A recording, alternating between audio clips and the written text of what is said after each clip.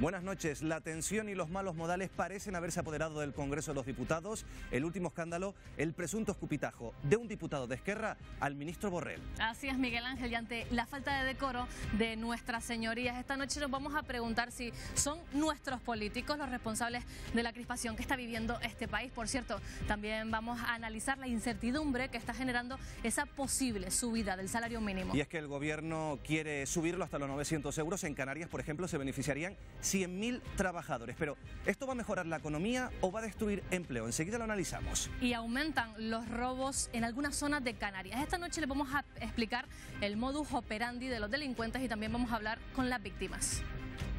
Él entró, se apuntó hacia mi mujer y disparó. Si llega a haber sido una escopeta de verdad, me hubiese pegado 2 tiros. Volvemos enseguida.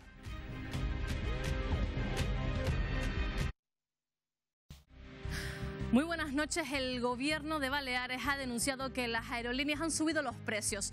Ellos lo niegan y mientras tanto los vuelos para viajar estas navidades entre Canarias y la península se han disparado. Por cierto que tenemos polémica en el Congreso de los Diputados por un supuesto escupitajo de un diputado independentista al ministro Borrell. Esta noche en El Foco nos preguntamos, ¿son estos políticos los responsables de la crispación que se está viviendo en nuestro país? También les contamos que en España ya hay 45 víctimas asesinadas por violencia machista y con todo esto aquí en Canarias hay cerca de 2.300 mujeres bajo protección policial. Con todo, hay ciertos jueces que siguen mirando con lupa, que siguen cuestionando a estas mujeres. Es la agresión que nunca cesa. Además, también les contamos que vamos a analizar la posible subida del salario mínimo interprofesional hasta los 900 euros. Y esta noche en El Foco queremos contarles cómo viven aquellas personas que cuentan con menos de esta cantidad al mes. Todavía me parece insuficiente, porque aún casi cobrando 900 euros no notaría la diferencia, porque tengo que pagar factura, alquiler, comunidad, el niño, el colegio. Y aumentan los robos en algunas zonas de Canarias. Les vamos a explicar el modus operandi de estos delincuentes y cómo siembran el miedo a sus víctimas. Él entró, se apuntó hacia mi mujer y disparó. Si llega a haber sido una escopeta de verdad, me hubiese pegado 2 tiros. Y les contaremos el caso de un asesinato que tras 17 años en la isla de Tenerife sigue sin resolverse. Félix Río, buenas noches. Buenas noches, Marina. Efectivamente, vamos a hablar del caso de Urbana Ramos. Hace 17 años nadie hablaba de violencia de género, nadie hablaba de violencia contra la mujer. Después de conocer los detalles que les vamos a mostrar esta noche en nuestra sección Sucedió Aquí, me gustaría que todos los telespectadores valoraran si estamos ante un caso de estas características o no. Arrancamos.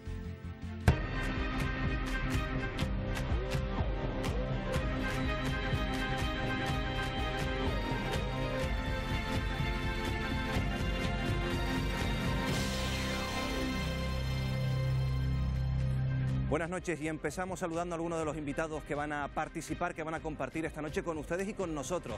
Paco Pomares, periodista, buenas noches, ¿qué tal? Muy buenas noches. Marta Cantero, bienvenida, periodista también, buenas noches al Foco.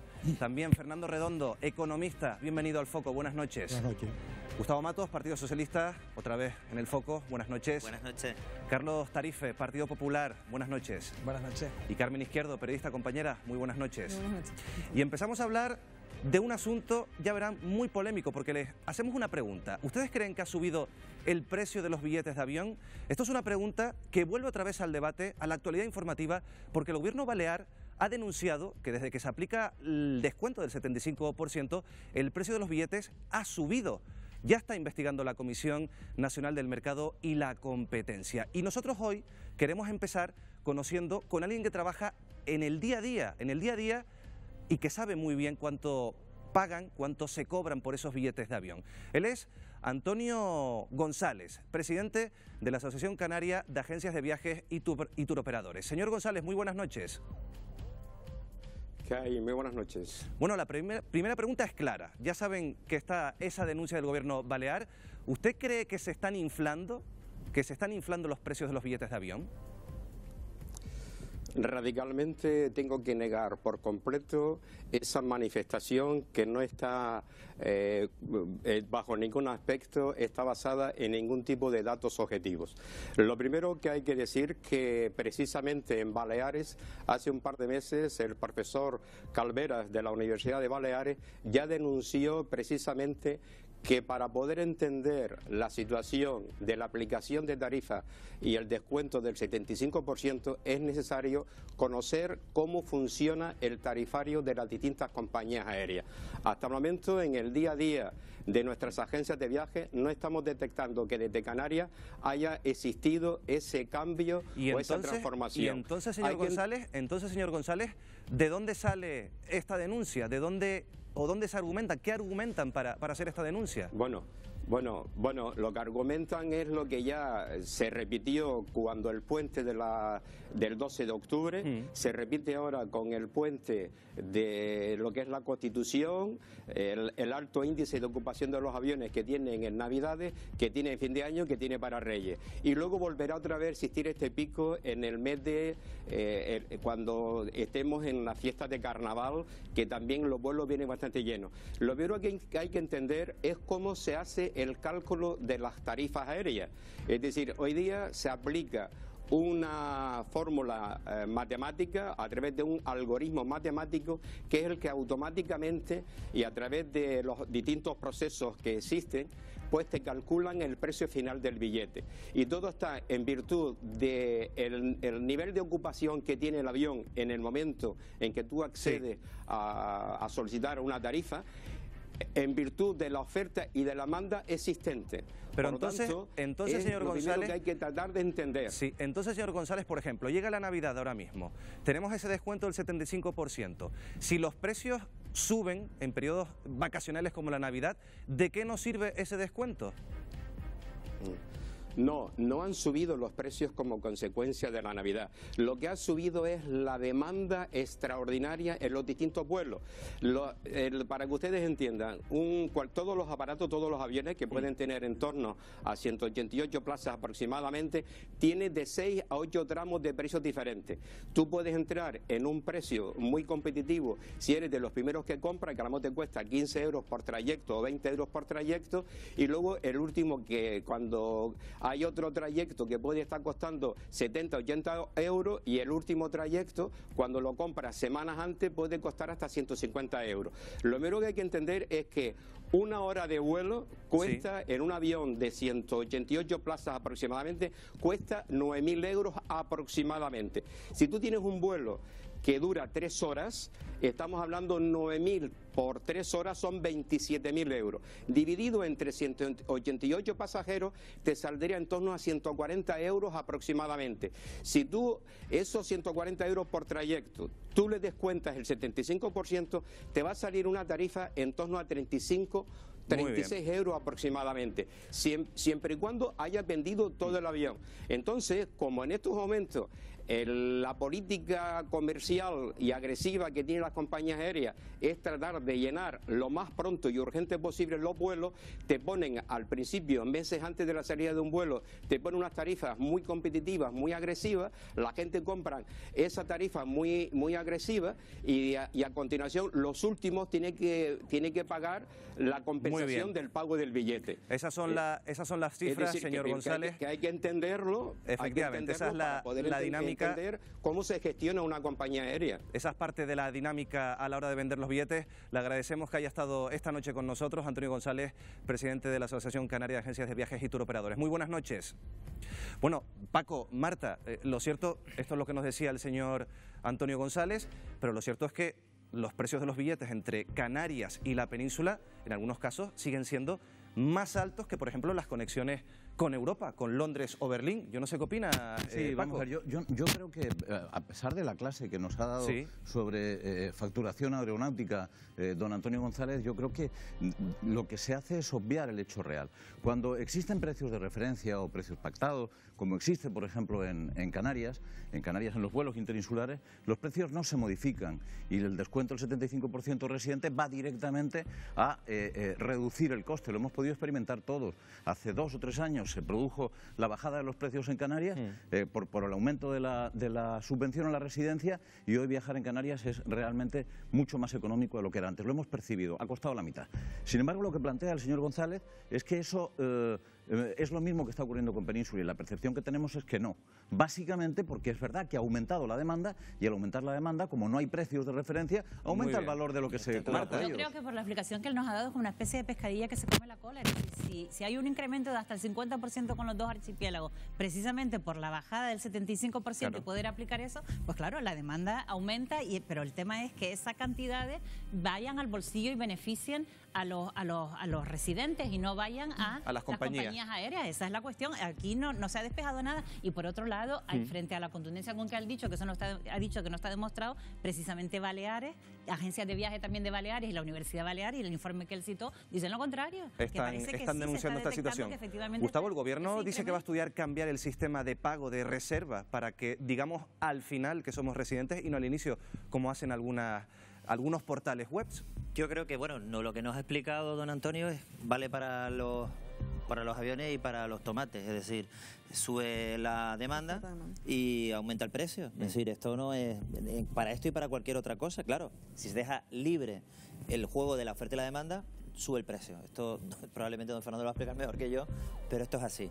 ¿Qué ocurre? Que o se toman medidas como, por ejemplo, la que ha explicado Paco, que es precios de referencia, o poca solución va a haber. Lo que es curioso es que esta denuncia la ha hecho el gobierno de Baleares, presidido por una compañera mía, que es Francina Armengol, y aquí en Canarias, que se montó un pitoste de dimensiones bíblicas con el descuento del 75%, Ábalos, el decreto, que si entraba en vigor o no, el gobierno de Canarias no ha tomado medidas para hacer lo que ha hecho el gobierno de ¿Se puede Baleares? aplicar tarifas máximas? ¿La Unión Europea nos dejaría aplicar tarifas máximas en las conexiones entre Canarias y Península? Vamos a ver, por ejemplo, en Canarias sí existen ese tipo de tarifas pactadas pero entre islas. Se llevan a cabo entre islas. Yo creo que esto es un tema que se tendría que negociar, porque evidentemente yo estoy en parte de acuerdo con lo que ha dicho, pero esto ya ocurría antes, es decir, antes de la entrada del 75%, si uno planificaba un viaje y lo hacías con cierto tiempo, el billete era más barato que si lo hacías una semana antes de que te fueras de viaje, ¿no? Desde mi punto de vista, yo creo que ha sido una buena noticia, pero todavía hay que pulir algunos aspectos de esta medida. Fernando, aplicar tarifas máximas, ¿esto iría en contra de la libre competencia? La verdad es que no lo sé. No tengo ni idea, porque nunca se había planteado. Vamos a ver, aquí hay dos temas que nos estamos olvidando, que son los ciudadanos de la península que vienen. Claro. Los ciudadanos de la península que vienen se les ha puesto imposible. Están pagando 500, 600, 700 euros por billete. Pues, desde aquí para allá. Pero al copar los canarios esos billetes, la vuelta es imposible. Lo segundo, eso lo he experimentado yo, lo hemos hecho todos. Cuando uno accede a un portal, lo primero que le pregunta es si es residente o no. Porque luego, a partir de ahí, se le aplica un porcentaje distinto. O sea, yo lo he hecho con dos nombres. Sí. Lo he hecho con mi nombre diciendo que es residente y luego otra persona diciendo que no es residente. ¿Y tú has detectado dos porcentajes distintos? Y te dan dos porcentajes distintos. Eso lo he comprobado. Eso lo ha denunciado el gobierno balear, por cierto. Lo mismo que has hecho tú. Es exactamente lo que ha dicho el gobierno balear, porque yo tuve curiosidad. Sí. Porque si metes luego otra vez tu nombre, te lo rechazan. Nada. Pero si pones diciendo soy residente y luego otra persona pide el mismo, concretamente a Barcelona, y no dices que eres residente, el resultado final no cambia. Es el 75%. Es que esto es una denuncia que no solo Fernando del gobierno balear ha puesto sobre la mesa. Carmen, ¿esto se puede arreglar? Eso que estamos hablando, eso en concreto es un tema fraudulento directamente, y el gobierno balear sí que ha dicho que ha hado un incremento por los estudios que llevan precisamente desde la Asociación de Agencias de Viajes Balear. Sorprende que la Canaria tenga una lectura tan diferente, ciertamente, que el incremento ha sido de un 28%. Y se supone que en Canarias no sucede nada. En el caso del gobierno balear dicen que hay una compañía concreta, que empieza por V, que ha sido la que sí que está ejercitando esta subida de precios, no es gestión fraudulenta. Y sí que es culpa, por ejemplo, de Europa, que sí que tiene un pasado más complicado en el tema de las bonificaciones aéreas con Canarias, pero efectivamente sorprende esa premura para aplicar ese porcentaje del 75% y no la posterior vigilancia, cuando además tenemos un pasado complicado en Canarias. Bueno, seguiremos atentos a este tema porque seguro, como han venido siendo en las últimas semanas, va a ser un tema polémico porque, como les decíamos, vienen las Navidades por delante y a veces es muy complicado encontrar un billete a un precio razonable. Y no estamos diciendo un precio bajo, un precio razonable para viajar entre Canarias y la península con el 75% de descuento. Les cambio de tercio. Hoy se me están comportando, no están haciendo como algún protagonista esta semana y la semana anterior en el Congreso de los Diputados, porque, escuchen, broncas, palabras subidas de tono, malos modales, insultos, estos son los ingredientes del menú que estamos comiendo todos los días en el Congreso de los Diputados. Muchos han calificado esta actitud de los diputados como lamentable y bochornosa, pero si nos preguntamos ¿de dónde viene esta crispación? Vean, porque esto no es nuevo.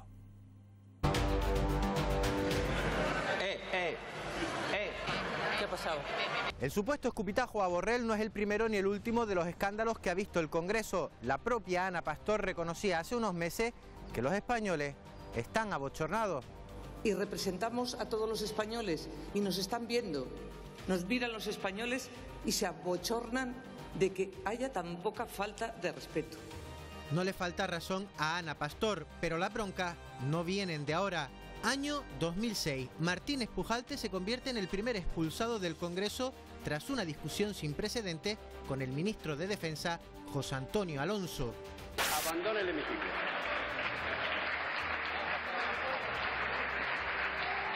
Ada Colau también ostenta el dudoso honor de haber sido expulsada del hemiciclo. Lo fue por provocar una algarabía cuando todavía no era alcaldesa y representaba la plataforma de afectados por la hipoteca. Expúlsenlos de la tribuna. Procedan a la expulsión. Año 2015. El diputado de Amaiur, Sabino Cuadra, rompe una constitución ante el estupor de los presentes. La solución tiene que ir porque estos artículos desaparezcan. Un clásico de las broncas parlamentarias es Celia Villalobos. Villalobos se sintió aludida por unas palabras del diputado Miguel Ángel Heredia, pero en lugar de discutir con él, acabó pagando su disgusto con la vicepresidenta del Congreso, Teresa Cunillera. ¿Me permite hablar, por favor? ¿O está prohibido hablar por la presidenta? Estamos en el colegio. ¿O estamos en el Parlamento Nacional? Mire, señora Villalobos... El señor Heredia ha dicho señora que el señor alcalde de Málaga... No tiene usted la palabra. Pasamos al turno. Señora Villalobos, no tiene usted la palabra. García Margallo también ha regalado momentos para el recuerdo. Uno de los mejores fue en 2015, cuando mandó al psiquiatra al diputado de Convergencia, Jordi Xuclà. Yo le aconsejo que vaya al psiquiatra porque ha dicho usted que miles de catalanes votaron contra el Estado. La mala educación no viene de ahora. Muchos no se acordarán, pero uno de los altercados más violentos se vivió en el año 2005. El portavoz del PSOE, Alfredo Pérez Rubalcaba, y el diputado del Partido Popular, Rafael Hernando, casi llegan a las manos tras un tenso debate sobre un devastador incendio en Guadalajara.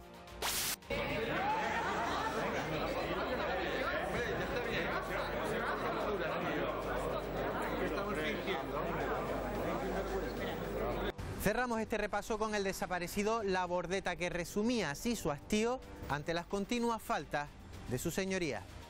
Pero hombre, yo voy tranquilamente, pero ¿no puedo hablar aquí o qué? Coño, a ver si no puedo hablar aquí. A la mierda, joder. Coño, que es verdad, joder. Bueno, esto ha sido parte del hit parade, si me permiten la expresión, de los peores momentos que se han vivido en el Congreso de los Diputados. Le traslado una pregunta. Van a tener 20 segundos nuestros invitados de esta noche para contestar la siguiente cuestión.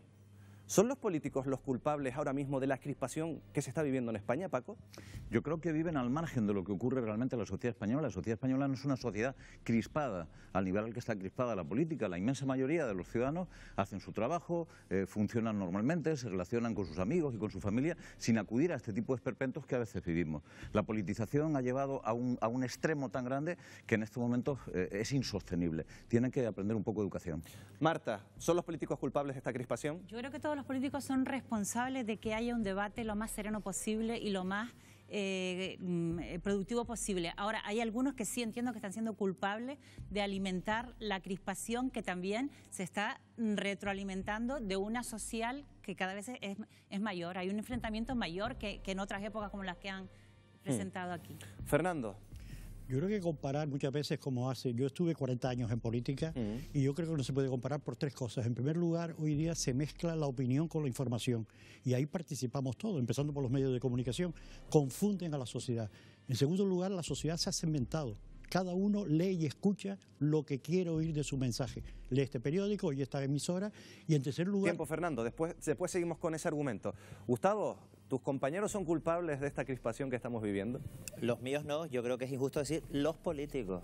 Porque yo creo que la crispación en el Congreso de los Diputados viene fundamentalmente de una parte del hemiciclo y creo que con nombre y apellido. Hay un diputado concretamente que se ha convertido en un showman, que es el señor Rufián, que protagoniza todos los líos. Yo creo que meter a todos los políticos de todos los partidos en el mismo saco es injusto. Carlos, ¿de acuerdo? Yo estoy seguro que ese día hubo muchas preguntas muy interesantes y muchos debates interesantes, pero evidentemente quien acude al Congreso a hacer lo que al final consigue hacer es quien acaba manchando todo el escenario político nacional. Carmen, cierras tú esta primera ronda. ¿Políticos culpables, sí o no? En general, la verdad es que creo que no, que hay diferentes tonos dentro de la política. Nos puede gustar criticarlos, pero no se puede hacer de forma falaz. Y es verdad que hay un nombre y apellido ahora mismo, en la actualidad, que es el que está haciendo un espectáculo, pero con muy mal gusto y de una forma reiterada. No es lo mismo que momentos de tensión que hemos visto ahí. Eso ya es una especie de espectáculo que ni siquiera es teatro, porque sería un insulto al proscenio. Bueno, después de esta primera ronda les traslado otra cuestión, porque aquí trasciende algo más que crispar, que generar ese debate bronco, porque muchos, yo creo, que están buscando un titular, impacto en los medios y en las redes. La política ha pasado de ser un discurso coherente a convertirse en una búsqueda de impacto en las redes y en los medios. Siempre la política ha perseguido siempre el favor de los ciudadanos y la demagogia y el populismo son cosas absolutamente antiguas, no se han inventado hoy, ¿no? La agresividad en las formas también es antigua. Hay que recordar, por ejemplo, lo que fueron las Cortes de la Segunda República Española, ¿no? Lo que ocurre es que hoy todo eso se ve amplificado de una manera muy intensa por la inmediatez de los medios de comunicación y por el mundo del espectáculo en el que cada vez vivimos, ¿no? La sociedad del espectáculo. Y el espectáculo que protagonizan algunos señores, se ha citado al señor Rufián, por ejemplo, de manera continua, es puro espectáculo circense. Y además es espectáculo circense protagonizado por payasos, porque el señor Rufián es un payaso y nosotros somos en parte responsables de haber inventado ese payaso, porque le damos una entidad y una importancia, hablando de él, que este señor no tiene ni categoría ni capacidad. ¿Solo es Rufián responsable de esta crispación, Marta? No solo Rufián, yo por ejemplo le recordaría la expresión aquella de Maillo, de Pablo González, el puto amo, etcétera. Hay todo como una pérdida de respeto en dirigirse uno al otro, en no aceptar al que discrepa. O sea, hay una confrontación muy dura y yo lo que entiendo es lo que está pasando es que los partidos no están haciendo política, están en permanente campaña electoral, están constantemente hablando para sus parroquias y para un determinado público que no es haciendo política para sacar los problemas y los intereses. Dirigimos esa cuestión a los representantes de los partidos políticos. Carlos, ¿estás de acuerdo con lo que dice Marta? ¿Ustedes están hablando a sí mismos y buscando confrontación, política frentista? Bueno, vamos a ver, yo creo que la gran mayoría de cuestiones que se debaten en el Congreso nada tienen que ver con este tipo de espectáculos. O sea, yo creo que se debaten temas importantes y desde luego lo que pasa es que al final también lo que cala en esta sociedad que bien describió Paco y que además con la influencia de las redes sociales pues se ve sobredimensionado, al final son este tipo de espectáculos. Yo insisto, para mí ese día había muchísimas cuestiones importantes que se iban a debatir y que quedaron todas absolutamente empañadas por esta actuación. Pero Carlos y Gustavo, ¿el Partido Popular y el Partido Socialista no tienen también culpa de esta crispación? Porque me imagino que para pelear dos, o para pelear hace falta dos, como mínimo. Obviamente yo siento, bueno, la gente que nos esté viendo irá Gustavo, obviamente opina en nombre de su partido. Yo creo que los nuevos partidos que han venido a cambiar la política, lo que han venido, la verdad es que a tensar demasiado el Parlamento. Yo tampoco lo dramatizaría demasiado, porque si uno ve lo que pasa en la Cámara de los Comunes o en la Cámara de los Lores, esto es Disneylandia. Pero es verdad que tienen una cultura quizás distinta a la nuestra, ¿no? Yo también quisiera pensar, no quiero abrir otro debate, que es lo que ha ocurrido a partir de la moción de censura, cómo desde el minuto 1 se ha deslegitimado, se ha llamado golpista a Pedro Sánchez, bla, bla, bla, eso no lo voy a abrir, pero introduzco una cuestión y es que los políticos necesitamos colar nuestro mensaje en los medios de comunicación y desgraciadamente es más fácil colar un mensaje en los medios cuando el titular o la actuación es más gruesa que cuando es más fina. Y ahí también creo que debe haber un debate en los medios de comunicación, ¿no? Carmen, a ti que eres periodista, ¿nosotros tenemos la culpa también de amplificar esos mensajes? Creo que en esa sensación hay una responsabilidad política más fuerte que periodística. Que la de los medios.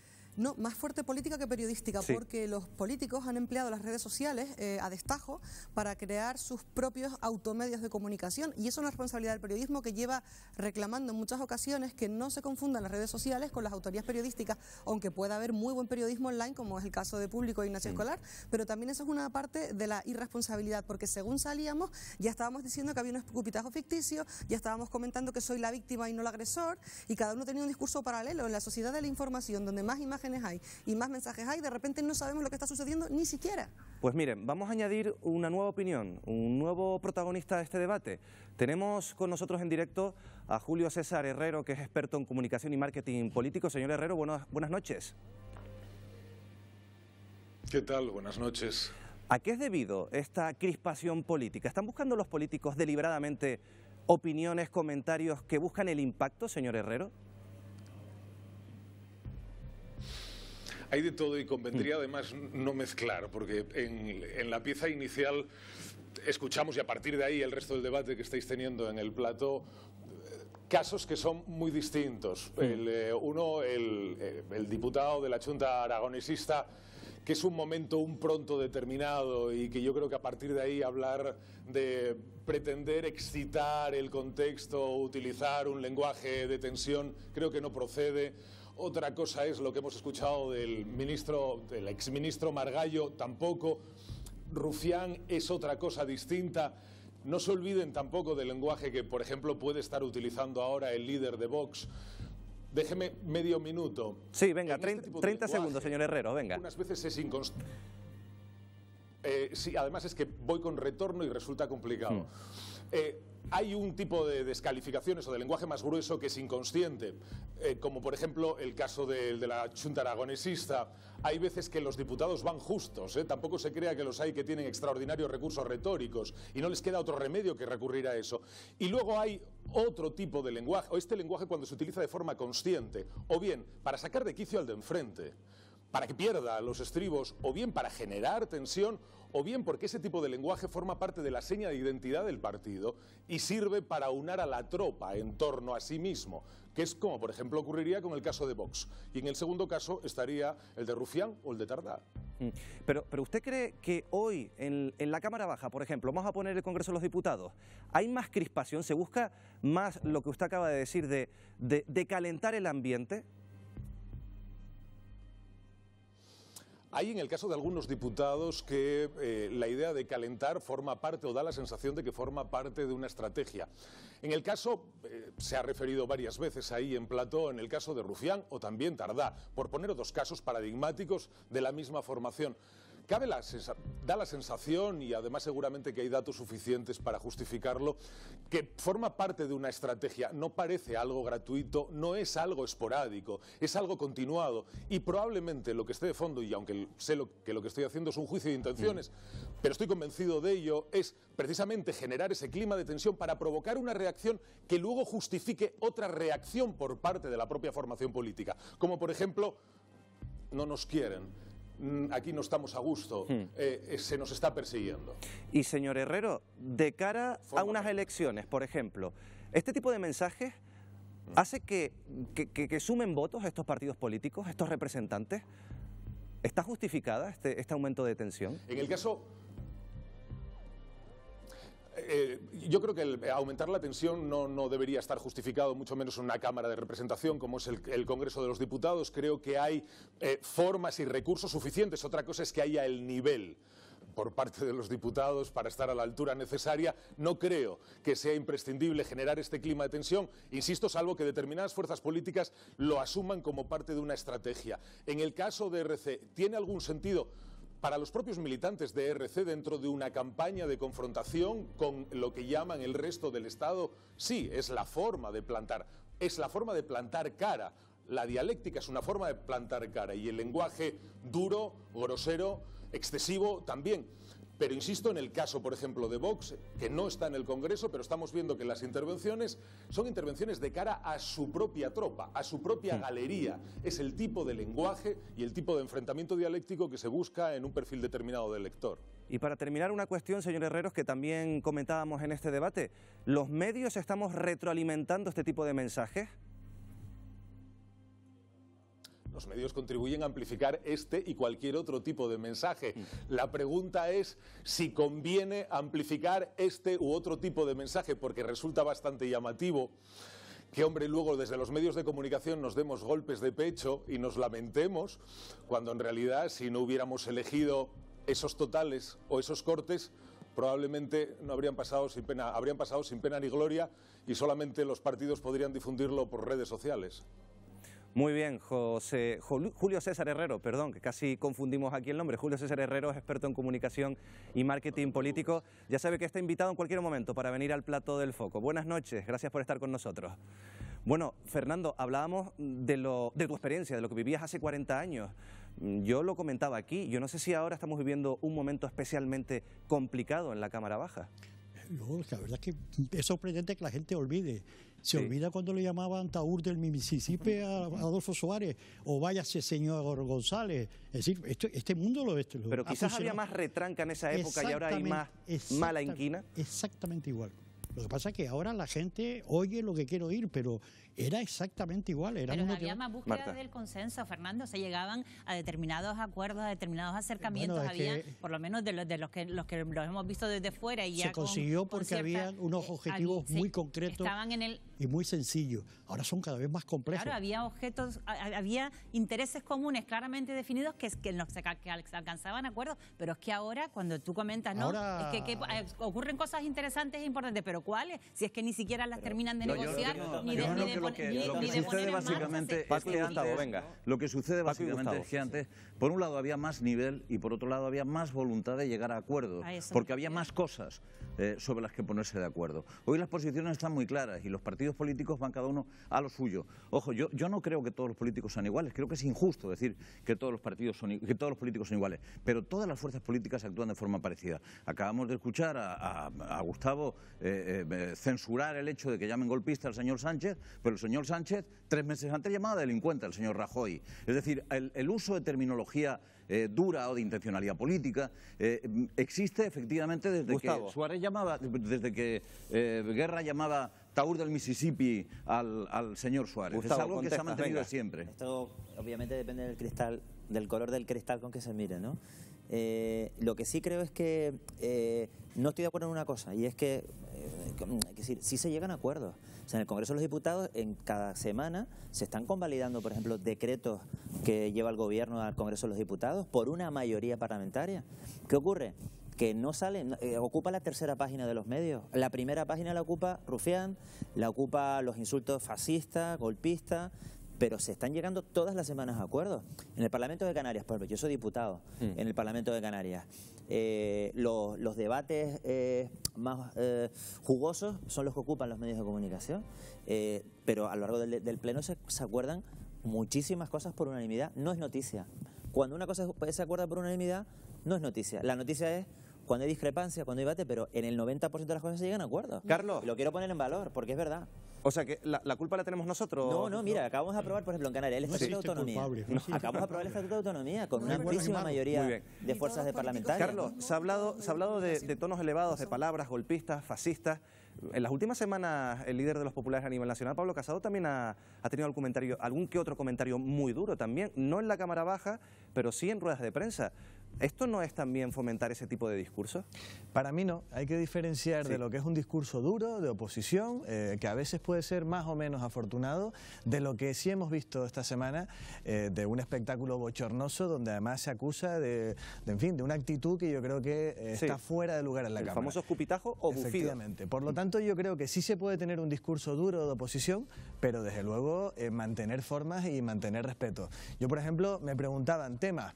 Yo fui hace poco al Congreso de los Diputados a una proposición de ley que ha presentado el Partido Popular para que los tribunales de justicia tengan una herramienta de tal manera que no se tumben los planes generales al completo, sino se puedan subsanar aquellos vicios que detecten la justicia. Esas cosas no salen en la tele. Lo que sale en la tele al final es lo que estamos viendo. Carmen, brevemente vamos con Carmen. Venga. Produciendo, no quiero desviar el debate a un territorio que ser ventajista, pero las derechas en este país están compitiendo por un espacio político. Bueno, afortunadamente va a haber unas elecciones el domingo, eso va a servir un poco de válvula de escape.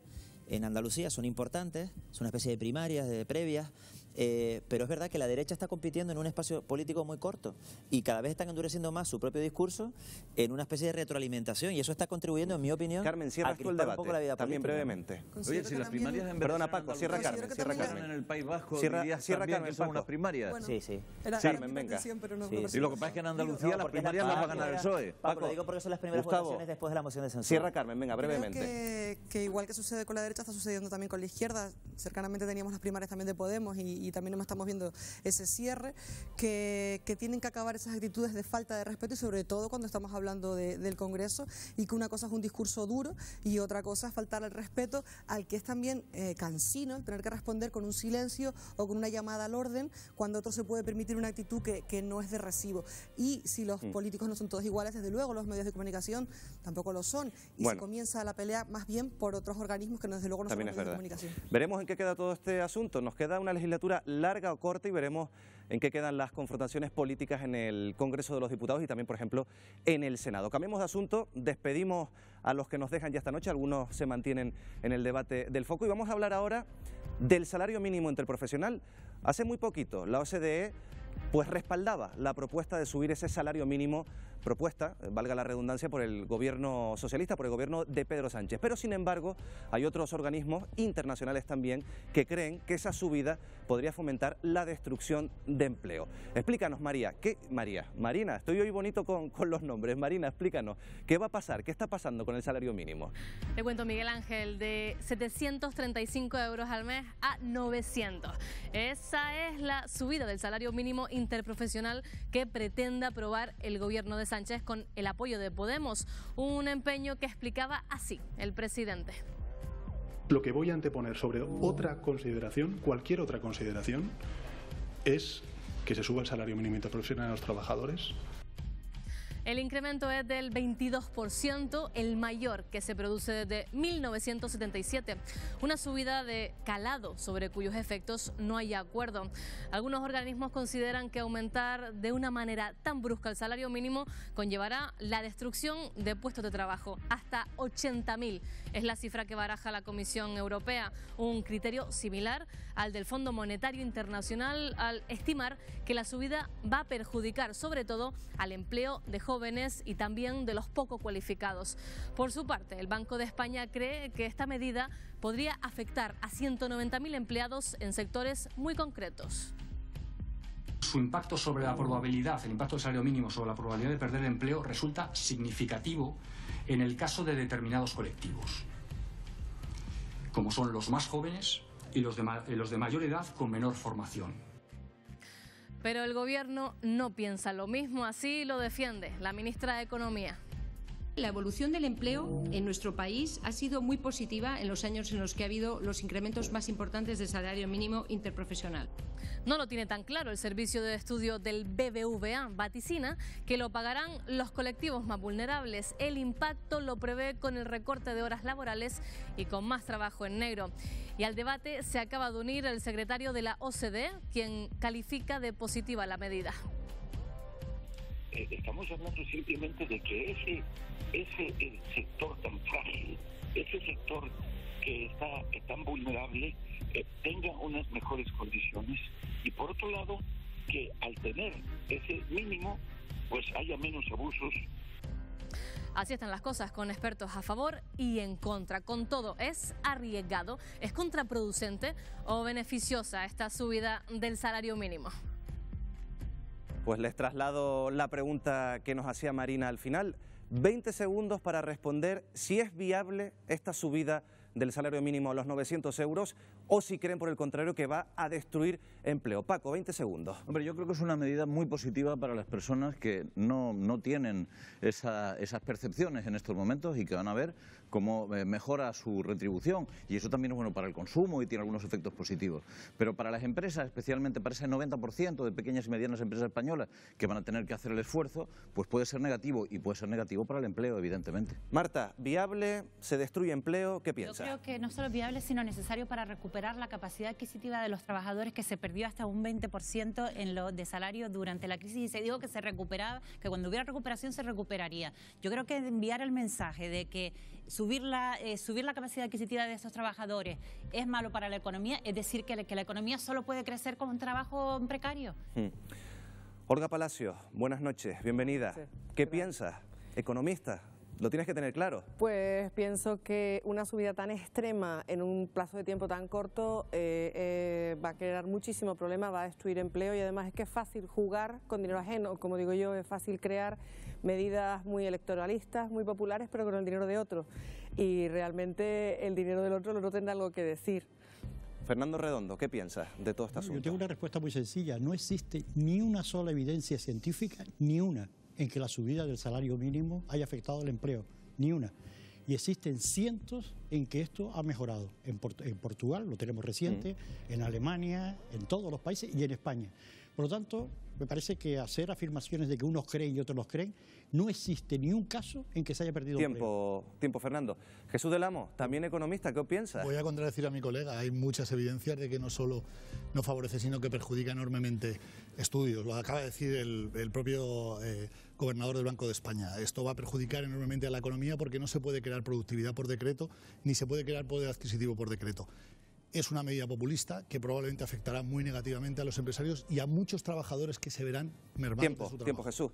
Esther Martín, buenas noches, bienvenida. Buenas noches. Sindicalista, ¿qué piensas de esta medida? ¿Es viable esos 900 euros de salario mínimo? Para subir el salario mínimo interprofesional es totalmente necesario, sobre todo para aquellos trabajadores y trabajadoras que están más desprotegidos. Es por una cuestión de justicia social, pero también de eficacia económica. Es totalmente asequible y posible subir el salario mínimo interprofesional en nuestro país. Bueno, la verdad es que hay disparidad y encima también entre los economistas. Marta, no sé qué opinas porque Fernando Redondo nos dice que no hay ninguna prueba de que esto afecte al empleo. La OSD, por un lado, dice una cosa, otros organismos, por otro lado, otra. Dice lo mismo. También dice lo mismo. ¿Qué piensas? Me parece más interesante escuchar a los economistas realmente. Pero ¿defiendes esa postura? ¿Crees que el miedo es infundado? Yo creo que no se puede decir que la economía solo puede crecer con trabajo en precario. En el periodo en el que estamos y viniendo de la crisis de la que vivimos, las contradicciones que vemos entre unos organismos y otros, bueno, vayamos a los que entienden más del tema y efectivamente nos pueden dar datos de cómo ha evolucionado, qué informes, pues Fernando, qué estudios dicen una cosa. ¿A quién creemos? ¿Te creemos a ti o creemos a Jesús del Amo? Antes estábamos hablando de las falsas verdades, ¿no? Sí. El gobernador del Banco de España lo que ha dicho es podría afectar. Cuando se le ha preguntado en base a qué dice, no, yo no he dicho que le afecte. Yo estoy diciendo que podría. Voy a poner un ejemplo. Sí. En el 2014, en Alemania, el Banco Central dijo que le iba a afectar a 1 millón de trabajadores la subida del salario. Se creó empleo. En Portugal, la Comisión Europea también le dijo que como subiera el salario, le iba a afectar al empleo. Ha crecido el empleo. Jesús. No hay ni un solo caso, y yo invito que me diga solo sitio. ¿De dónde sacas ese argumento, Jesús? Los países que tienen implementado un salario mínimo profesional son aquellos que tienen mayores tasas de paro. Estamos hablando de un porcentaje de población que está por debajo de un umbral. Sí que es verdad que son los menos favorecidos, pero precisamente vamos a ver por qué circunstancias puedes estar en un momento dado de tu vida laboral menos favorecido. Puede ser una persona que te estás incorporando al mercado laboral. Pensemos en cualquier persona recién licenciada de una universidad española que se está incorporando, que no solo no es productivo, sino que casi tendrían que pagar por trabajar. Esa persona percibe un salario. Si un empresario no cubre ese mínimo, esa persona desfavorecida se va a ver en la calle. Estamos hablando de 1.200.000 trabajadores en ese umbral que se pueden ver entre un 5 y un 10% fuera de un mercado laboral porque la empresa no va a poder asumir esos costes. Estamos hablando de 900 euros, no estamos hablando de una gran fortuna. ¿Tú crees que es una cifra razonable? Yo creo incluso que es una cifra escasa para garantizar las necesidades de una persona con cierto nivel de dignidad, y creo que esa idea la podría compartir todo el mundo. Pero es que las decisiones que se toman en materia económica no tienen solamente que ver con la justicia social, tienen que ver con el funcionamiento del sistema económico. Y hay algo que me preocupa. Yo creo que se debe producir la subida del salario mínimo interprofesional, aunque también creo que el Gobierno la ha planteado por una cuestión meramente electoral, metiéndola como una ley de acompañamiento de unos presupuestos que además no van a salir.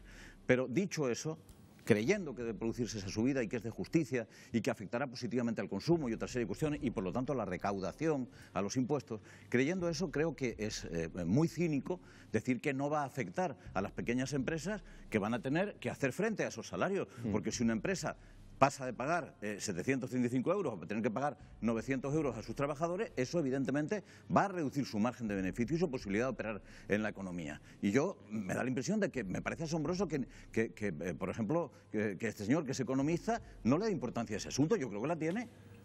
¿A Fernando te referías? Claro, claro. A ver, Fernando, contesta por alusiones.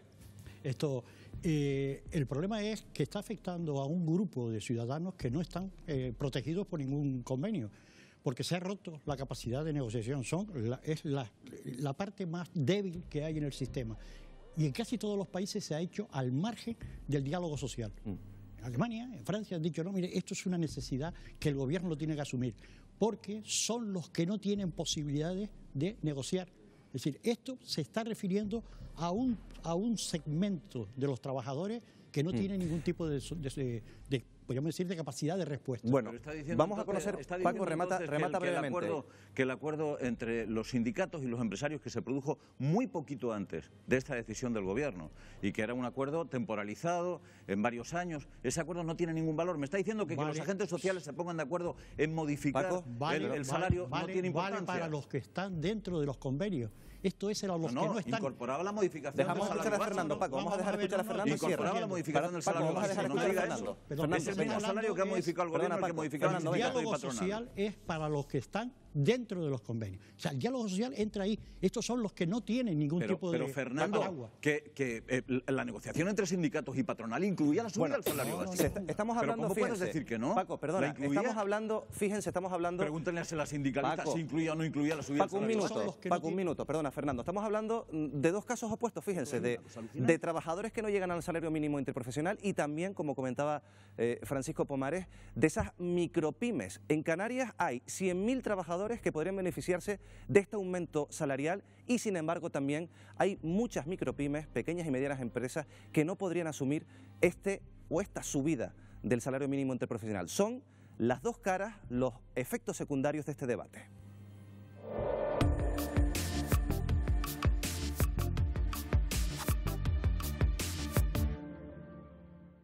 Canarias sería la comunidad autónoma más beneficiada por la subida del salario a 900 euros al mes.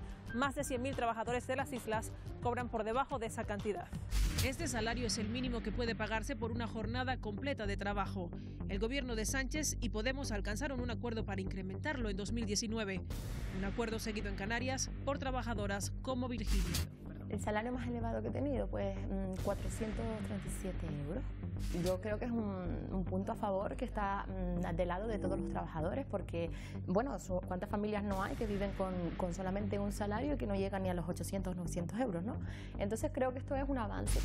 El salario mínimo se aplica para proteger al trabajador de sueldos de miseria y comenzó en Europa a principios del siglo XX. A España llegó mucho más tarde, se aprobó en 1963 y aún hoy está por debajo de la media europea. De aprobarse los 900 euros mensuales, sí alcanzaríamos esa media. A eso aspira Gelsay, 28 años, madre de un niño de 6, cobra 600 euros al mes. Me parece una medida necesaria, pero todavía me parece insuficiente, porque aún casi cobrando 900 euros no notaría la diferencia, porque tengo que pagar factura, alquiler, comunidad, el niño, el colegio. Pero también hay otra cara de la moneda. Hasta el pasado 1 de octubre en Canarias había inscritas cerca de 62.000 empresas. La gran mayoría, más de 52.000, son micropymes, es decir, tienen menos de 10 trabajadores.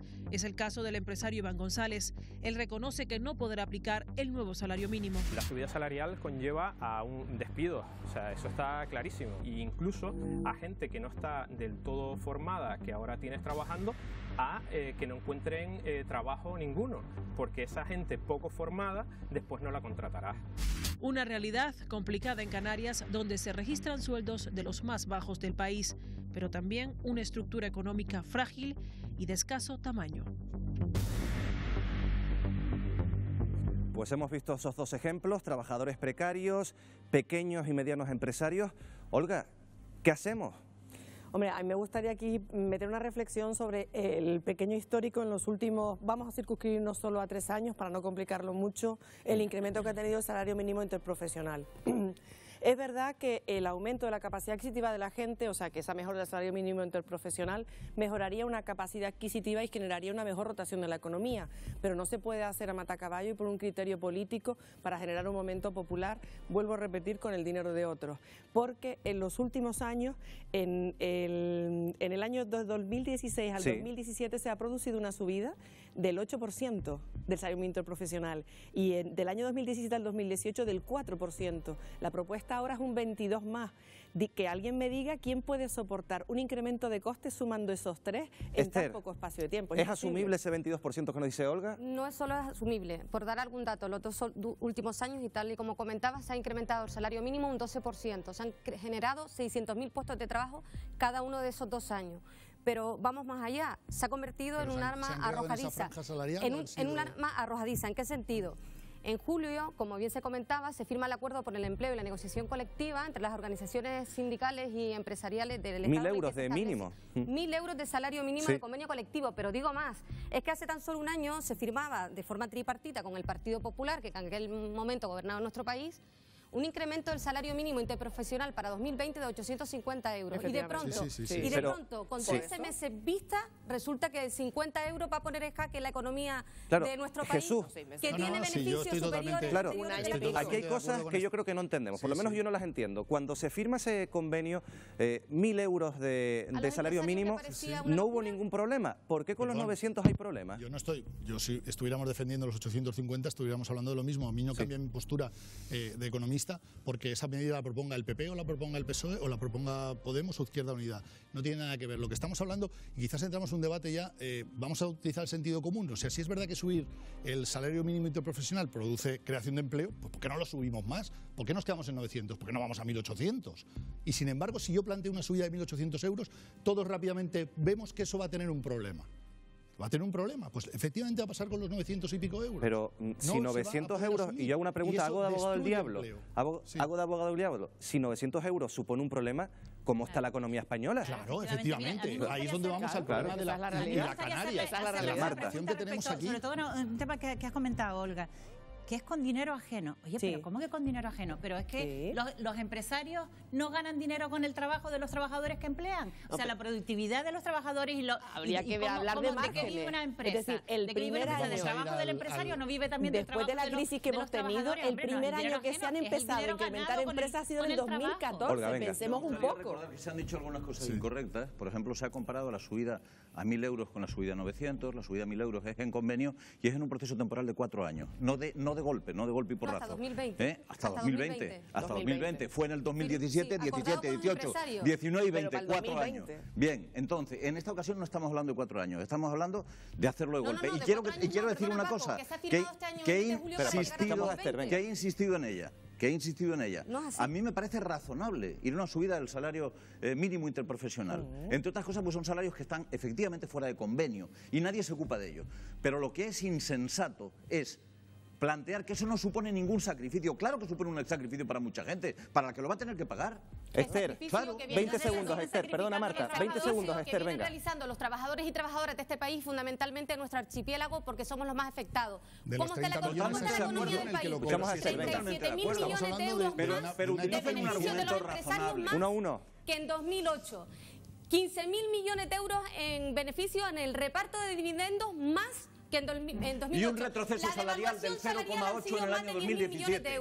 Y un retroceso salarial del 0,1. Paco, venga. Pero si es que tienes razón. Siempre los más débiles. Pero si es que tienes razón. Es el momento de que esos datos macroeconómicos que sean estupendos empiece a llegar al más desprotegido. Pero vamos a ver, el problema no es el pobre, es que tienes razón, pero no se puede tener razón utilizando argumentos que no son correctos. Tienes razón, hay que ir a esa subida. Y efectivamente en Canarias hace mucho tiempo que el pato lo pagan los más desfavorecidos, porque no hay ningún nivel de valor en la redistribución salarial, ni en la distribución de la renta, ni en la justicia. No lo hay. Pero una cosa es eso y otra cosa muy distinta es que digamos que nada, subamos, que eso no tiene ninguna importancia para la economía de los pequeños empresarios. Perdona, Esther, tenemos que dejarlo aquí. Tenemos que irnos solo 3 minutos a publicidad y seguimos hablando de este tema que ya ven está bastante calentito. Ahora volvemos.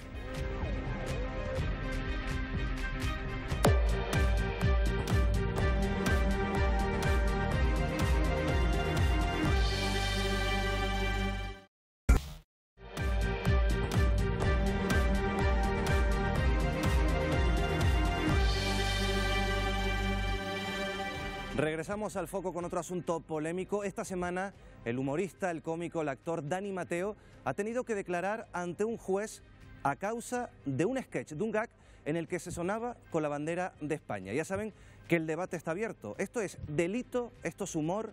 Es la pregunta de nuestro debate en Focos Opuestos. El humorista Dani Mateo realizaba este gesto dentro de un sketch en un programa de humor. Estamos llevando a un payaso frente a un juez por hacer su trabajo. Y eso me preocupa mucho por la imagen que da de mi país y de mi bandera. La acción podría salirle cara. Se le imputan 2 delitos, uno de ultraje a los símbolos nacionales con una multa de hasta 12 meses y, lo que es más grave, un delito de odio castigado hasta con 4 años de prisión. La polémica está servida y la broma se ha puesto seria. ¿Estamos ante varios delitos o se trata tan solo de un gag de humor? Se trata de un delito que debe de ser penado, sobre todo al tratarse de un personaje público que da pie a que otras personas sigan sus comportamientos. Considero que estamos hablando de penas exageradas para delitos que ocurren a diario. Me parece un delito porque atenta contra el sentimiento español. Para mí sería solamente un gag de humor y me parece increíble que la gente se preocupe tanto por estas cosas y se le dé tanto bombo con la de problemas que tenemos en España, que sí son delitos y no está pasando nada. Me parece un delito de ultraje contra la bandera de España. Es un gag de humor, no son delitos. Es que ahora realmente yo creo que lo están exagerando demasiado en todo. Veo excesivo hasta que esté citado para declarar ante un juez. No tiene sentido. Una falta de respeto a las instituciones. Creo que deberíamos tratar la vida un poco más con relax. Es un gag de humor y ya está. Y este es el tema de debate de nuestros focos opuestos. Paco Pomares, Marta Cantero, ¿humor o delito, Marta? Bueno, yo creo que esto está clarísimo que es humor, es un sketch que se produce en un momento determinado. Hay una desproporción clarísima en cuando se le intenta llevar a un delito de odio con penas de condena, de prisión y de todo, cuando efectivamente puede no haber gustado a determinadas personas que son hipersensibles con el tema del patriotismo y del uso de la bandera y los simbolismos, pero tiene que haber una proporción entre la medida, el acto que se ha producido y las consecuencias. En este caso parece absolutamente desproporcionado. Yo espero que jurídicamente, que parece que no va a llegar a nada porque tiene viso de que no tiene mucha consistencia, de que pueda ser condenado, espero que efectivamente se imponga un poco de razón, de serenidad y no llegue a ser condenado por esto. Vaya, pues por un lado voy a estar absolutamente de acuerdo contigo. Yo creo que no se puede avanzar en la dirección de considerar delictivo determinado tipo de comportamiento. Pero lo que pasa es que sin que se pueda castigar a una persona a 4 años por un delito de odio en un asunto que en realidad tiene una importancia que es la que tiene, tampoco podemos tomarlo como un asunto menor. No podemos tomarlo como un asunto menor porque es un asunto que ofende a muchísimas personas y hay que tener un cierto sentido del respeto por el comportamiento, por el comportamiento y por los sentimientos y por las pasiones de los demás. Hace un momentito, antes de entrar en este debate, estábamos comentando con Gustavo Matos que qué opinaba él de este asunto y él dijo, no, a mí me parece humor, y me acerqué a su chaqueta para sonarme los mocos y se puso como una... Espera un momentito, y se puso como una furia y dijo, ¿pero qué hace? Porque te va a sonar en mi chaqueta. Era una broma, pero no. Pero era una broma. Mira, el humor tiene que ser crítico. El humor tiene que ser crítico. Tiene que ser un poco, llevarnos a una reflexión. Hay un tema profundo, serio, que sí me parece que está detrás de esto, que es que lo que no puede ser es que uno se sienta un poco menos que le están mentando a la madre porque uno está utilizando... Hay gente que prefiere que le menten a la madre que le menten sus sentimientos patrióticos. Es decir, la gente es como es. El símbolo de la bandera está haciendo una exageración. Hay como una especie de debemos utilizar el símbolo de la bandera o cualquier otro símbolo para sonarnos los mocos. Yo, mira, creo que exceso de patrioterismo yo he dicho antes que no creo que esto sea un delito que deba ser perseguido como delito y que las constituciones modernas intentan evitarlo. Pero también digo que cualquier persona que se pueda sentir ofendida porque agreden a sus símbolos o porque se limpian los mocos con ellos, tiene perfecto derecho a acudir a los tribunales y que sean los tribunales lo que permitan. ¿Pero qué forma proporcional? Los tribunales europeos están llamando la atención y están diciendo que está habiendo un exceso en la consideración de delitos contra las instituciones. Pero espera un momentito, ¿tú crees que si alguien se limpia los mocos en la bandera polaca no ocurriría nada? No lo sé. ¿Tú crees que si alguien se limpia los mocos en la bandera de Inglaterra no ocurriría nunca? Pero si has sido tú la que has hablado de los tribunales europeos. La Unión Europea, quien está tirando de la oreja de España, eres tú la que has hablado de los tribunales europeos. Paco Pomares, Marta Cantero, muchísimas gracias. Esto ha sido todo en nuestros focos opuestos. Miguel Ángel, continuamos contigo. Y continuamos con un día que se vivió este fin de semana. El domingo miles de personas salieron a la calle pues gritando, entre otras consignas, ni una más. Se conmemoraba el Día Internacional contra la Violencia ejercida contra las mujeres y precisamente, desgraciadamente, el mismo domingo, el mismo día, moría en España otra mujer presuntamente a mano de su expareja.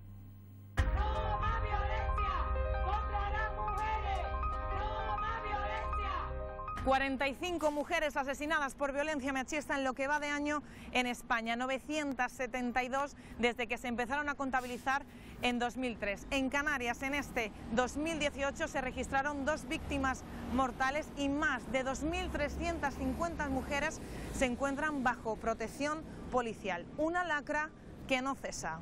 Precisamente el pasado domingo 25 de noviembre se conmemoraba el Día Internacional de la Eliminación de la Violencia contra la Mujer. ¡No más violencia contra las mujeres! Una manifestación que se celebró días después de que una joven vecina de La Laguna fuera atacada con ácido supuestamente por su expareja y la novia de este.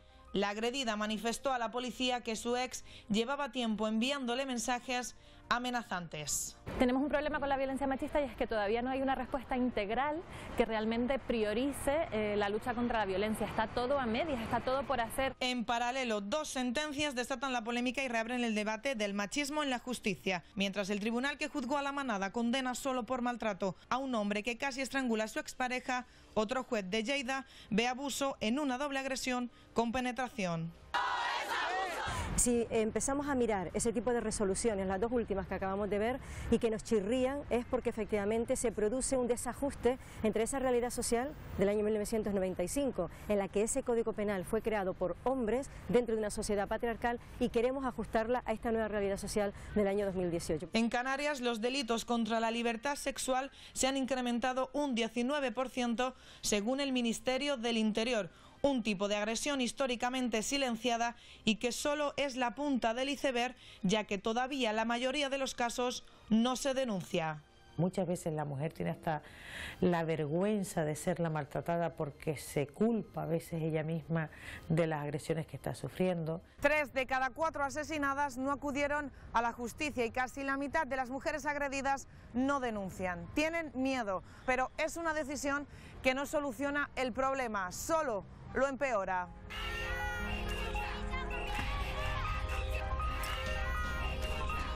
Y ya lo han visto, a las numerosas agresiones machistas se une ciertas sentencias que siguen cuestionando a las mujeres. Y yo les pregunto a esta mesa de debate, ¿tenemos un problema con ciertas sentencias machistas o el problema es la propia ley? Paco Pomares, 20 segundos. Pues no lo tengo claro, habría que ir mirando una a una las sentencias, ¿no? Pero probablemente lo que ocurre es que la legislación española se ha quedado un poco arcaica, ¿no? En relación con las preocupaciones sociales y con la situación real que vive en estos momentos la mujer en España, ¿no? Probablemente sea necesario plantear un gran debate nacional sobre la conveniencia de modificar algunas normas.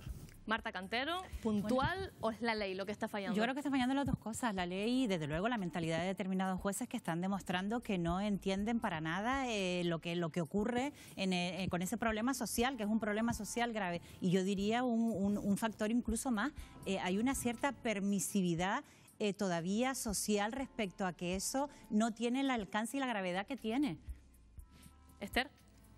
Si la repercusión mediática que ha tenido el sketch de Dani Mateo se tuviese cuando asesinan a 4 mujeres en 2 días en este país, tal vez no estaríamos hablando que a fecha de hoy contamos con 45 mujeres muertas, con 3 menores muertos y ya vamos en torno a 1000 personas asesinadas de manos de sus parejas o exparejas. Gustavo Mato, ¿sentencias puntuales machistas o es la ley es la que no funciona?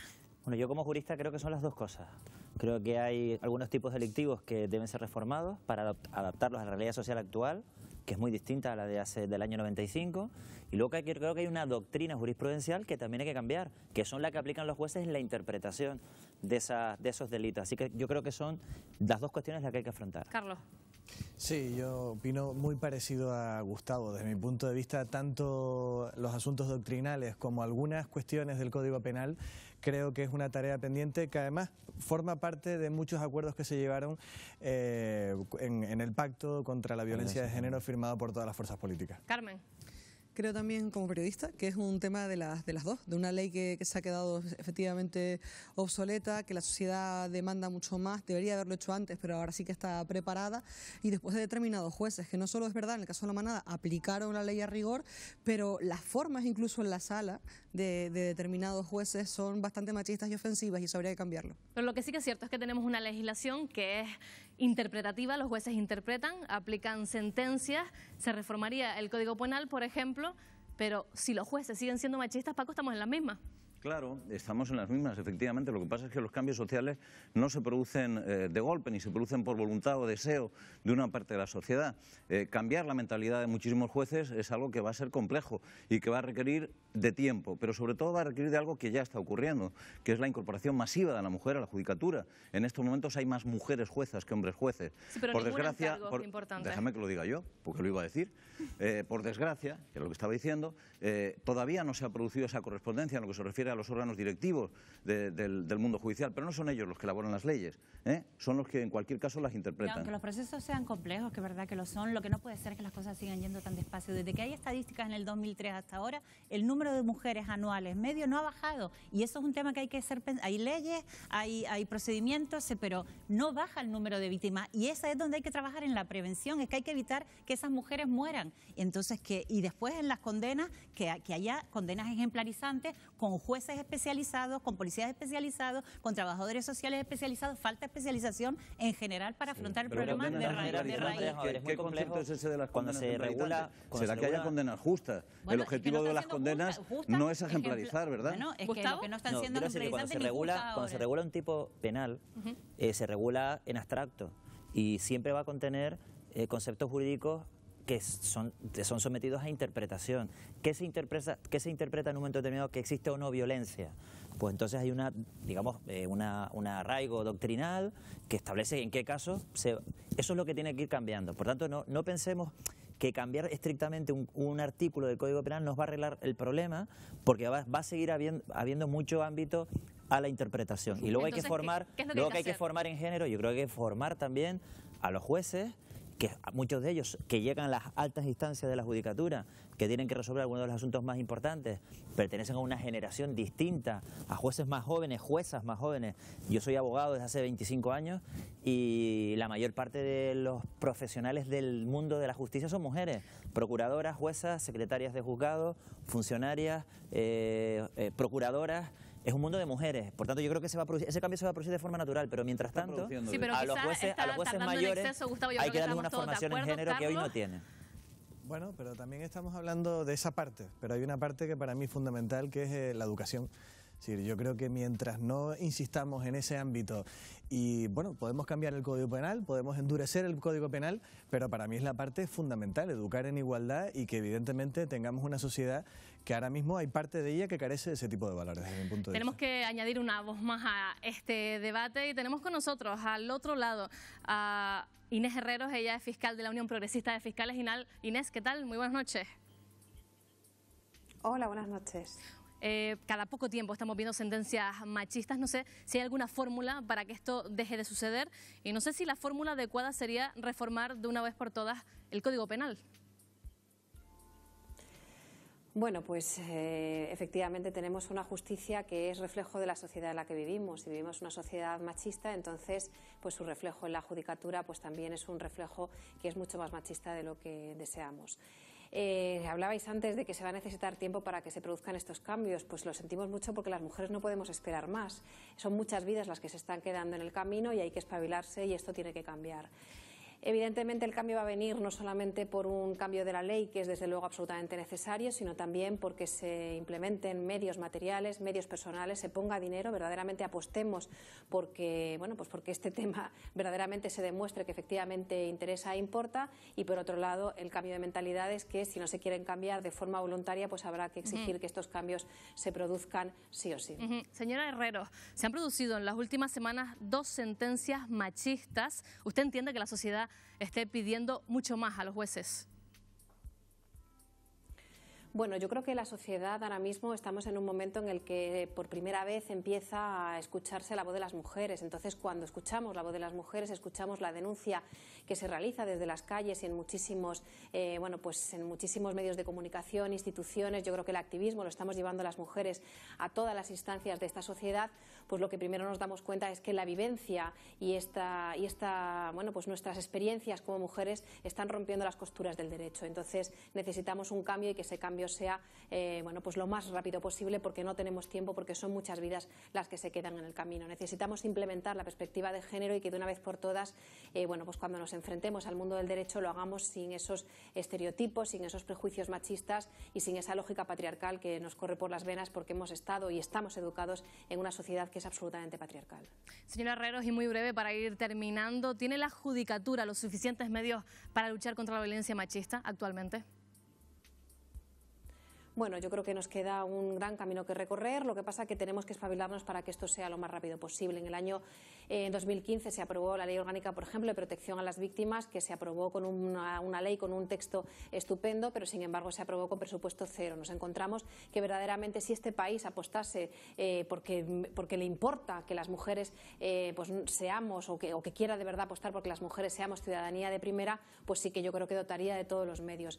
El problema es que yo creo que efectivamente no nos importa lo suficiente y tenemos un sistema patriarcal que desgraciadamente hasta ahora funciona como un reloj y nos produce y tiene como consecuencias pues todas estas mujeres que son asesinadas como consecuencia lógica de unas violencias machistas que sufrimos las mujeres y que son absolutamente toleradas, legitimadas y normalizadas en este sistema patriarcal. Muchísimas gracias, Inés Herreros, de la Unión Progresista de Fiscales. Muy buenas noches y muchísimas gracias.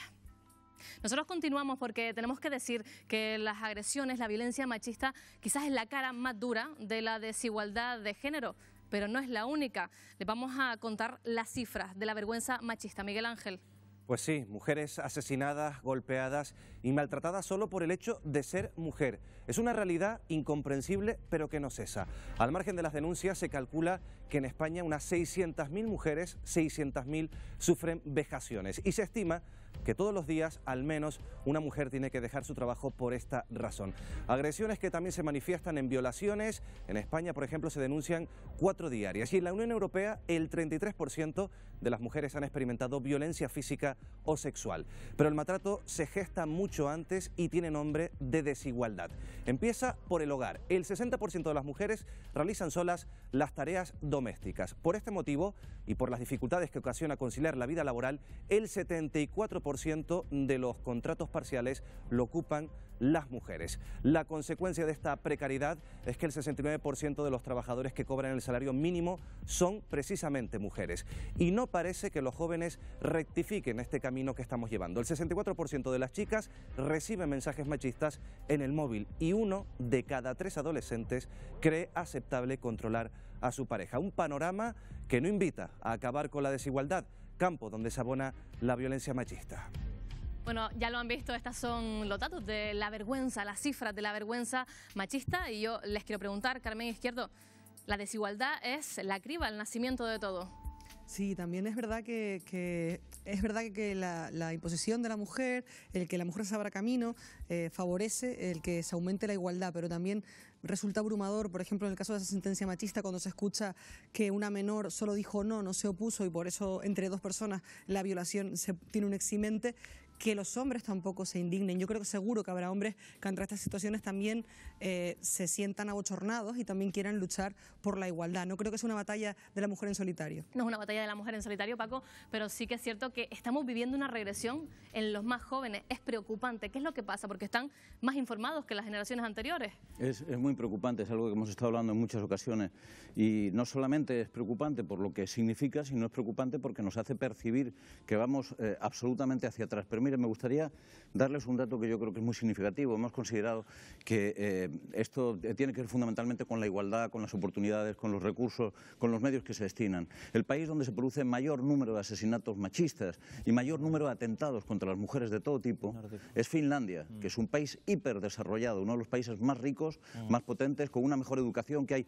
Y se producen, la tasa es del 1,50%.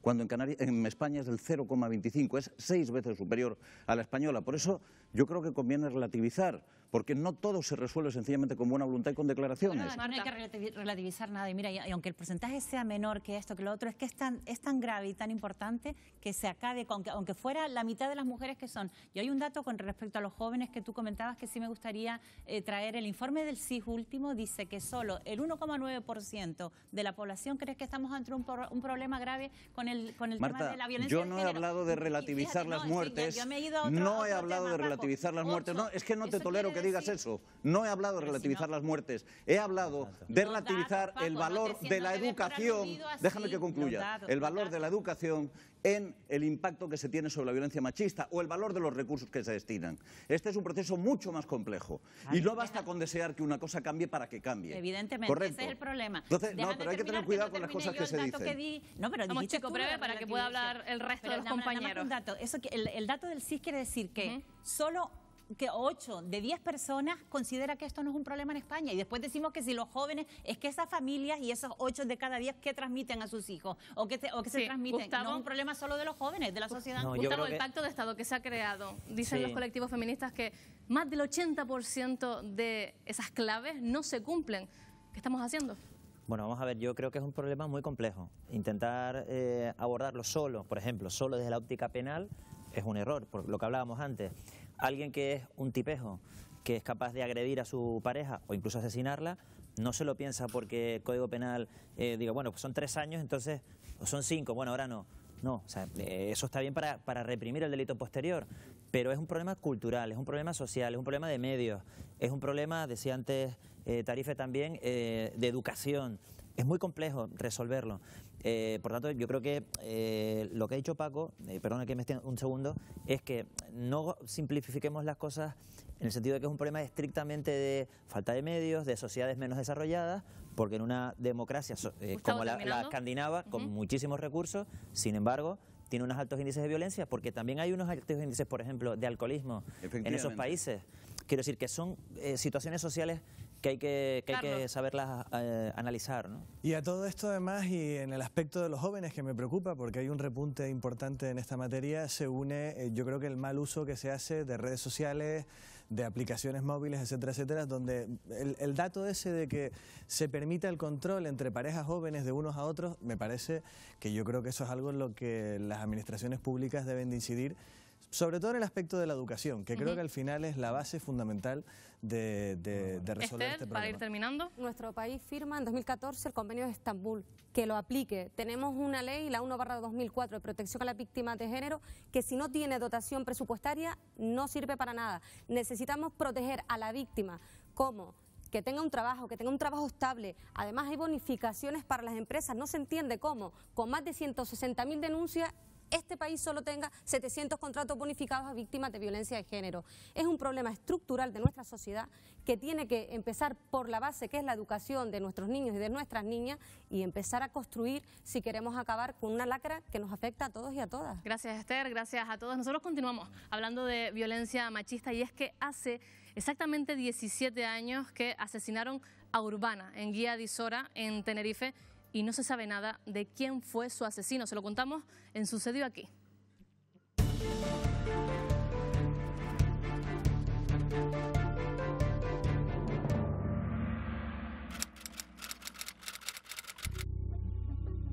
Más de 16 años han pasado desde que el cadáver de Urbana Ramos, vecina de Fonsalía en el municipio tinerfeño de Guía de Isora, apareciera muerta en una pista de tierra próxima a su domicilio.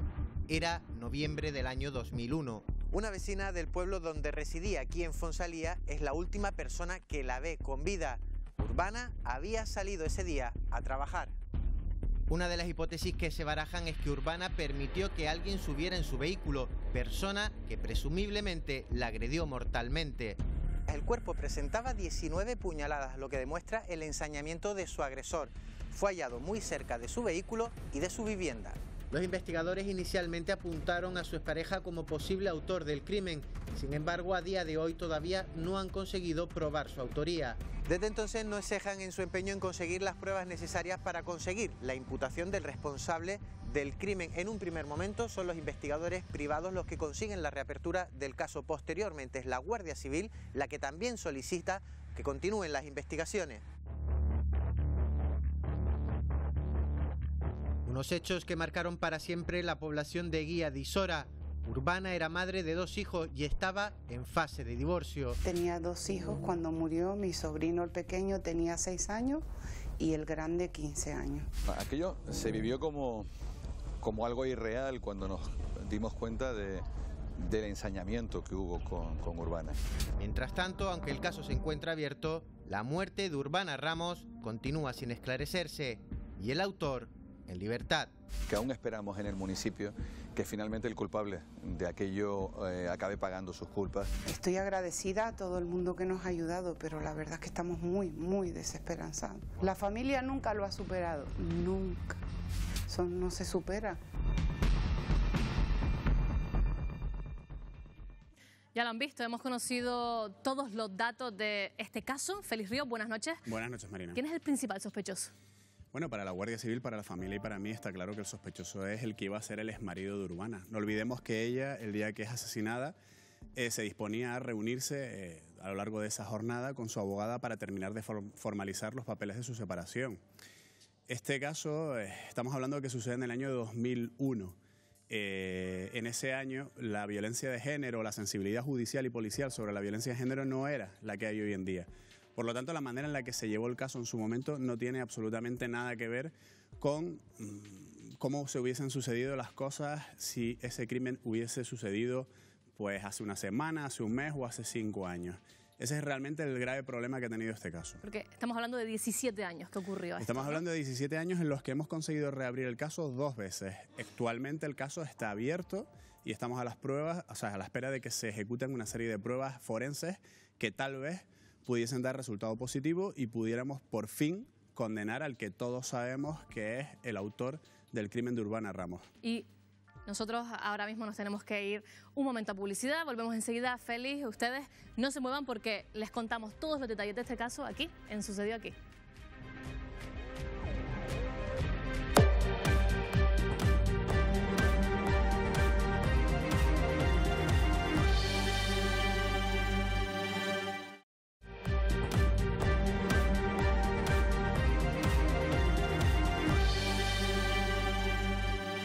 Continuamos en el foco preguntándonos qué fue lo que le ocurrió a Urbana Ramos, que fue asesinada hace exactamente 17 años en Guía de Isora, en Tenerife. Urbana sale de trabajar de madrugada casi, porque trabajaba en una gasolinera cercana, y en el trayecto que va de su casa a la gasolinera en coche es abordada por un sujeto que la convence para que le permita subirse dentro del vehículo. Cuando se sube dentro del vehículo, este señor o esta persona le hace aparcar a menos de 1 kilómetro de distancia y una vez en un lugar un poco oculto, digamos, de la carretera principal, tiene lugar una pelea que desencadena en la muerte de Urbana. Concretamente estamos hablando de que Fonsalía tampoco es un pueblo especialmente grande, con lo cual lo llamativo de este asunto es que la hora a la que sucede y el lugar donde sucede parecen haber sido elegidos con exactitud por el agresor. Si quieres te voy a explicar esas 4 o 5 indicios que nos van a ayudar a configurar de quién se puede tratar. Vamos a conocer esas claves. Bien, en primer lugar, el asesino conoce los hábitos de la víctima, sabe la hora a la que Urbana va a trabajar habitualmente y se pone en la trayectoria del vehículo de Urbana, ¿vale? En segundo lugar, hay ensañamiento. Estamos hablando de que tras la muerte, que es mediante un golpe, hay un total de 17 puñaladas post-mortem. Eso es una violencia gratuita que solamente nos habla de un componente pasional a la hora de cometer el crimen. En tercer lugar, si la persona se subió en el coche cuando ni siquiera había empezado a amanecer, significa que Urbana lo conocía y que era una persona que tenía por lo menos un cierto margen de confianza con ella. Y en cuarto lugar, una vez tiene lugar el crimen y muere Urbana, el agresor registra el vehículo y se lleva de la parte de atrás, o sea, del asiento de atrás, una serie de documentos que estaban dentro de un sobre. Recordemos, como ya comenté antes, que ese día Urbana iba a formalizar su separación matrimonial.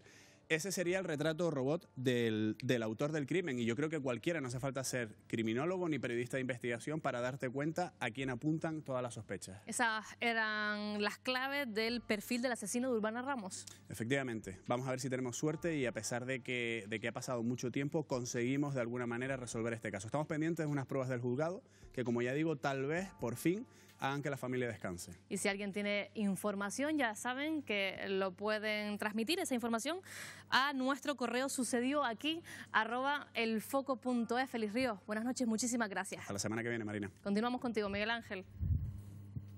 Pues sí, vamos a hablar ahora de un dato, fíjense, porque los robos con fuerza en Canarias han crecido en algunas zonas de las islas en los últimos años, sobre todo los robos con fuerza en viviendas. Los ladrones aprovechan cualquier mínimo descuido para entrar en nuestras casas. Esta noche lo vemos de primera mano en nuestra zona cero.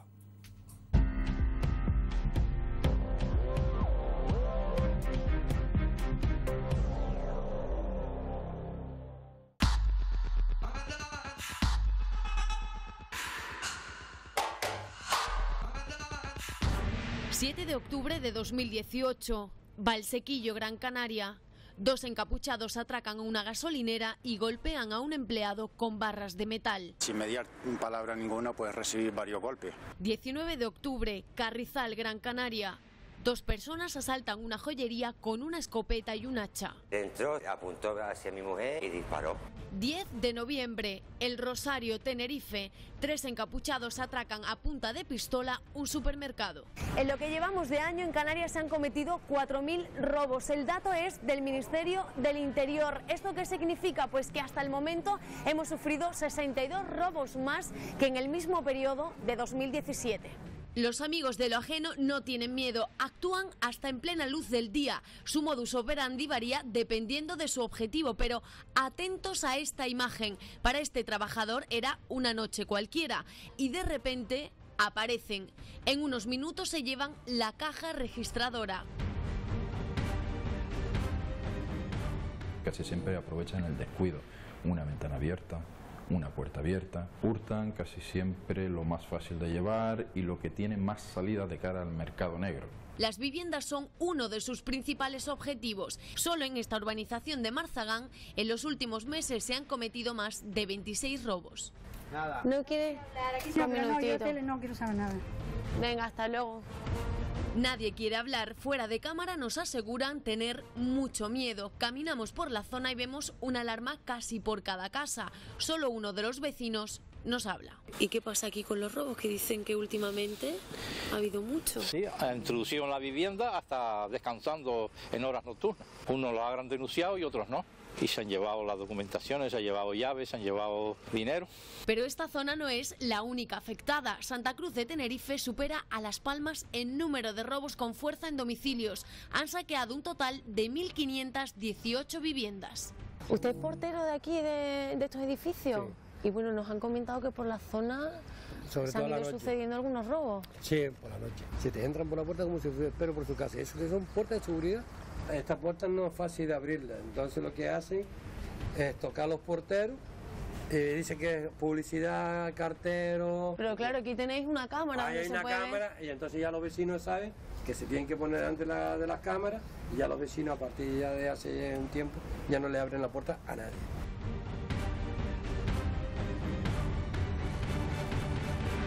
Debajo de donde vive mi nieta, se llevaron los ordenadores y se llevaron todo.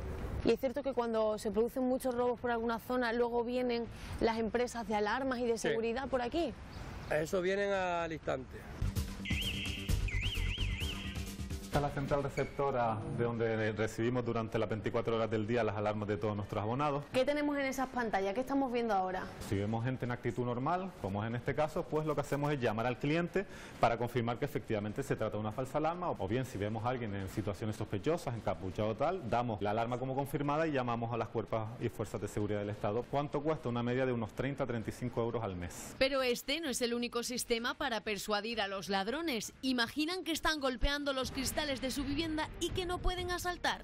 En Canarias se venden cristales de alta seguridad. El cristal sí es cierto que está roto, se ha impactado sobre él, pero la lámina, la capacidad de la lámina es de retener el impacto y retener el vidrio. Lo que nos impide es el acceso al interior. O sea, no hace el cristal indestructible, hace el cristal impenetrable, que no se pueda pasar. ¿El precio? 30 euros el metro cuadrado. Muchos ladrones conocen bien las técnicas para evadir cualquier sistema de seguridad. ¿Qué podríamos hacer si finalmente entran en nuestra vivienda o negocio? La primera medida, colaborar.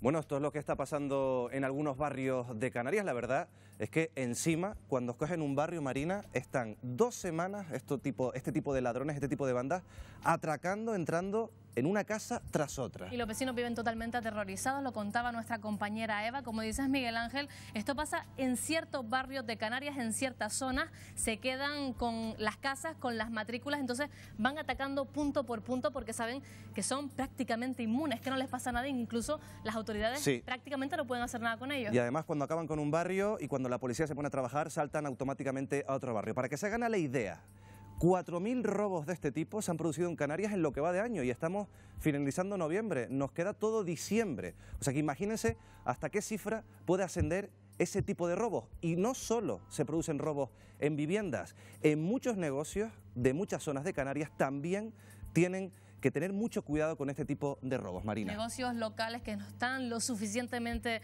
vigilados, que no cuentan incluso con la seguridad de las autoridades públicas que tienen que estar vigilando y custodiando, pero además estos ladrones se saltan esas medidas, esas alarmas de seguridad. Y ustedes se preguntan, nosotros nos preguntamos, ¿cómo podemos protegernos? Lo vemos en el siguiente reportaje. Ocurría a las 11 de la mañana. Dos individuos entran en esta joyería e intentan robar. El propietario salta el mostrador y sin pensarlo forcejea con uno de los atracadores. Ella vino armada con una escopeta, parece ser que era de fogueo, y otro chico con un hacha. ¿Vosotros estabais trabajando aquí ese día en la joyería? Él entró, se apuntó hacia mi mujer y disparó. Si llega a haber sido una escopeta de verdad, me hubiese pegado 2 tiros. ¿Qué fue lo que te pasó por la cabeza en ese momento? Pero a cada vez se me pasó que no me podía robar más. Otra vez más, no. No quiero trabajar para ellos. Y tiré para adelante, hasta que tuve la suerte que de la escopeta salió corriendo. Yo salté y pude reducir a los 2 chicos para que no se llevasen la mercancía. ¿Tú a día de hoy tienes miedo porque vuelvan a asaltar tu joyería? Siempre tenemos ese miedo. Pero este establecimiento no ha sido el único en el que han actuado los amigos de lo ajeno. 7 de octubre de 2018, aquí en Valsequillo, Gran Canaria, la historia se repite. 2 encapuchados entran en esta gasolinera y atracan. De repente se escuché un motor acelerando excesivamente y a los 2-3 segundos se presentaron los dos, bajaron del coche inmediatamente y sin mediar palabra pues se dirigieron a mí dándome golpes, esgrimiendo unas barras de hierro en mano. Con lo cual pues me cogieron dentro de la tienda en la zona de ordenadores y allí pues sin mediar palabra ninguna pues recibí varios golpes en la cabeza, en el hombro, en la mano y demás. ¿Se llevaron toda la recaudación? Entre 250 euros aproximadamente. La Guardia Civil dice que son reincidentes y según parece estaban de permiso penitenciario. ¿Y usted por qué no quiere dar la cara? Probablemente tengan miedo porque estos delincuentes saldrán a la calle probablemente en poco tiempo y estoy seguro de que volverán a ser de la suya. Como lo hicieron en estas parroquias de Tenerife, en unos meses sufrieron una oleada. Hasta 6 iglesias fueron asaltadas. ¿Por dónde entraron, Juan, a robar aquí en la iglesia? Entraron por la puerta esta de la izquierda, rompieron, como ves, tienes el bombín nuevo porque lo forzaron. ¿Qué fue exactamente lo que robaron, Juan? Mira, aparte del dinero de las fiestas de la Hermandad de San Juan, un sobre con dinero que tenía también el cura que habían donado para Cáritas Parroquial, que había sido el Corpus hacía unos días. Y ya cuando empezamos un poco a ordenar las cosas, echamos en falta que faltaba el cofre de las joyas de la Virgen. ¿Las joyas que lleva la Virgen normalmente son donaciones que hace la gente aquí a la parroquia? Por ejemplo, la Virgen tenía un medallón precioso que llamamos un escapulario, porque tiene a la Virgen del Carmen por una cara y el Sagrado Corazón de Jesús por el otro. Ese, por ejemplo, que se había regalado mi tatarabuela. Pues la Virgen tiene ahora las que tiene puestas, no hay otra.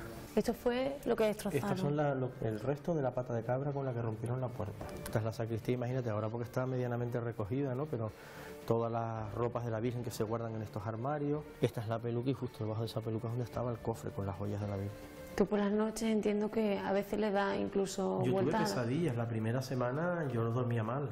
De hecho, mi padre, que en paz descanse, me oyó una de las veces chillando, ¿no? Cójanlo, y que estaba acostado. Es como si entraras en tu casa y te quitaran lo más preciado.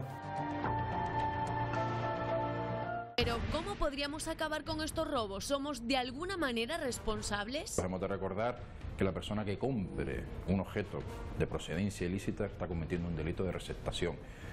Si presionamos en el escalón de demandas, pues podremos ponerlo más complicado a los ladrones.